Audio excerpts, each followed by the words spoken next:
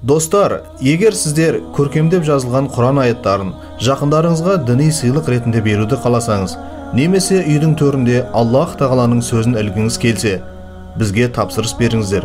Біздегі барлық дүниелер 100% қолдан жазылады, әрі бағасы да қолжетімді. Біз сіздер үшін Қазақстанның барлық жеріне тегін жеткіземіз. Ендеше достар, төменде көрсетілген байланыс бойынша бізбен хабарласыңыздар.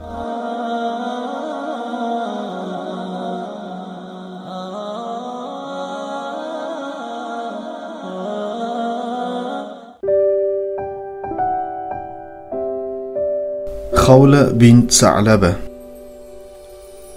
Күндердің күнінде адамзаттың асыл тәжі пайғамбар саллаллаху алейхи вассалам заманында Хаула бин Са'лаба деген әйел болыпты.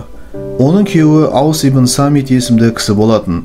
Ол екеуі жастайынан отбасын құрып, ұзақ жылдар бойы бірге бақытты отбасын құрып, бір шаңырақ астында өмір сүріп жатты. Алайда уақыт өтіп, күйеуі Аус ибн Самит біршама қартайып қалады.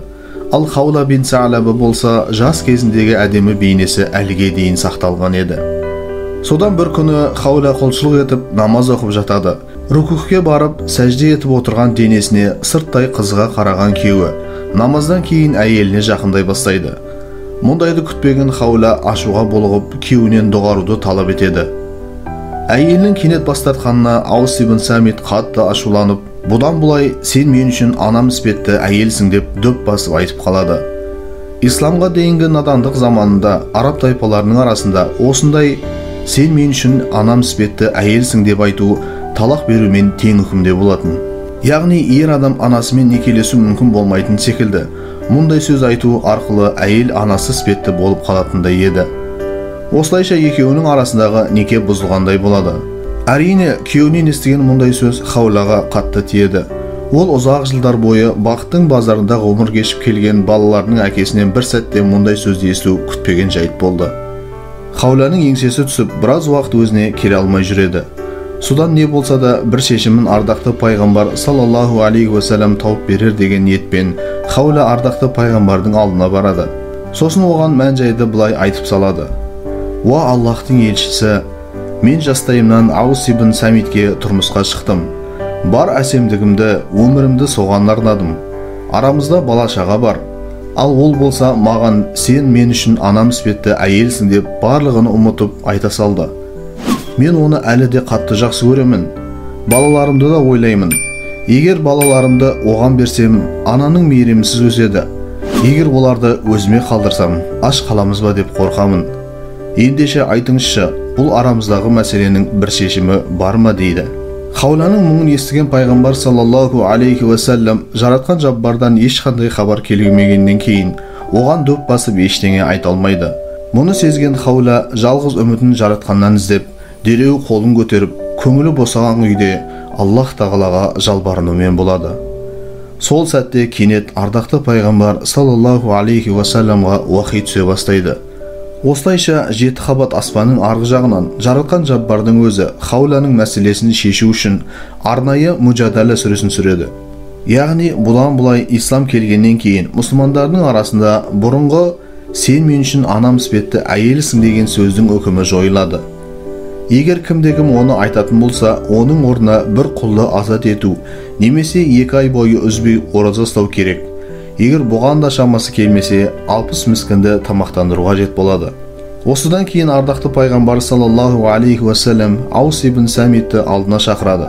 Ол болса пайғамбар алейхиссалату вассаламның алдына келген бойда ілгердегі айтқан сөзіне ыңғайсызданып, әйелін кері қайтарып, некені жаңартуға мүмкіндігі бар жоғын сұрайды. Сонда асыл пайғамбар саллаллаху алейхи уассалам Муджадала сүресінің алғашқы аяттарын оқып береді де Аусқа қарап, сен бір құлды азат ете аласың ба деп сұрайды. Аус болса қолында азат ететін құл жоқтығын алға тартады. Олай болса 2 ай үзбей ораза ұстай аласың ба деп сұрайды. Аус болса оған да денсаулық жоқтығын айтып, ораза ұстауға шамасы келмейтінін жеткізеді. Пайғамбар саллаллаху алейхи уассалам онда 60 міскінді тамақтандыру керегін айтады. Оған да жағдай жоқтығын жеткізген Аус ибн Самитке пайғамбардың өзі көмек қолын созады. Сосын Аус 60 міскінді тамақтандырып, арадағы неке бұзылмай әйелін өзіне қайтарады. Кейін олар бақты шаңырақтың астында өмірлерін жалғастыра береді. Дәл осындай жағдай бұдан былай кейінгі бүкіл мұсылмандардың отбасына сабақ болған екен.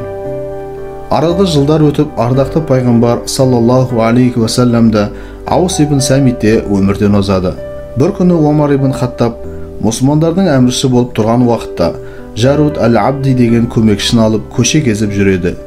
Кенет олардың алдынан бір кейуана шығып, оларды тоқтатып: «Ей Омар, сен кезінде қолыңа таяқ ұстап жүгіріп жүрген жас бала едің. Уақыт өтіп Омар ибн Хаттабқа айналдың. Содан міне енді мұсылмандардың әміршісің. Ендеше халықты басқаруда Аллах тағаладан қорық.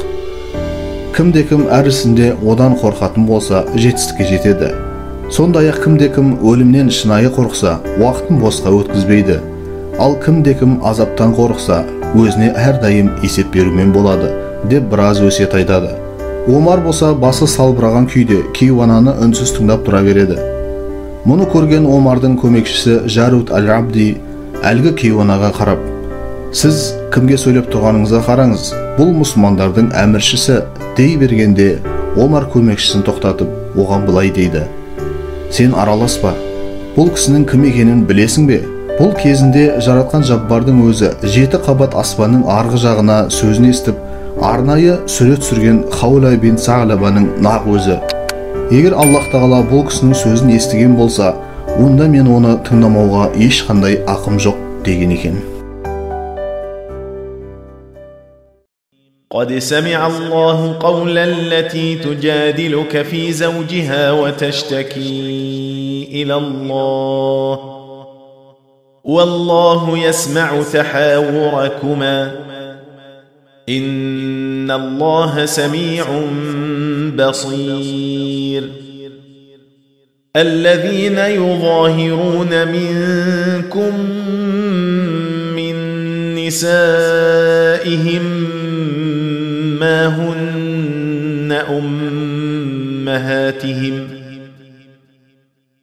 إن أمهاتهم إلا اللائي ولدنهم وإنهم ليقولون منكرا من القول وزورا وإن الله لعفو غفور